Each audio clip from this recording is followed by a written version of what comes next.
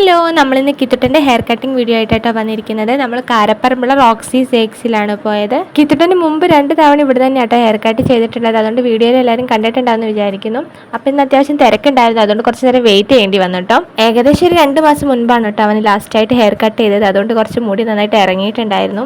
അപ്പോൾ അതാ ഞങ്ങൾ കുറച്ച് നേരം ഇവിടെ വെയിറ്റ് ചെയ്തത് ഉള്ളിലേക്ക് പോവാണ് ഹെയർ കട്ട് ചെയ്യാൻ വേണ്ടിയിട്ട്. എന്ത് ഹെയർ സ്റ്റൈൽ ചെയ്യണം എന്ന് അങ്ങനെ വലിയ പ്ലാനിങ് ഒന്നും ഇല്ലായിരുന്നു കേട്ടോ.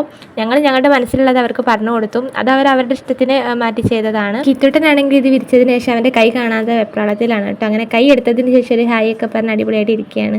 അങ്ങനെ ഹെയർ കട്ട് ചെയ്യാൻ തുടങ്ങിയ മുതൽ അവൻ്റെ മുഖം ഇങ്ങനെ തന്നെയാണ് കേട്ടോ, എന്താണെന്ന് അറിയാത്തൊരു രീതിയിൽ. പക്ഷേ അവൻ അലമ്പൊന്നും ഉണ്ടാക്കാതെ നല്ലപോലെ ഇരുന്ന് കൊടുത്ത്, അതുകൊണ്ട് നമുക്ക് നല്ല രീതിയിൽ തന്നെ ഹെയർ കട്ട് ചെയ്തെടുക്കാൻ പറ്റിയിട്ടോ. അത് ഞങ്ങൾ 1 സൈഡ് എടുക്കാനാണ് പറഞ്ഞത്. 1 സൈഡ് എടുത്തിട്ട് ഇവിടെ കട്ടിംഗ് ഒക്കെ കൊടുക്കാനാണ് പറഞ്ഞത്. അങ്ങനെ ഒരു വിധത്തിൽ നമ്മൾ വിചാരിച്ച രീതിയിൽ അവർ ചെയ്ത് തന്നിട്ടുണ്ട്.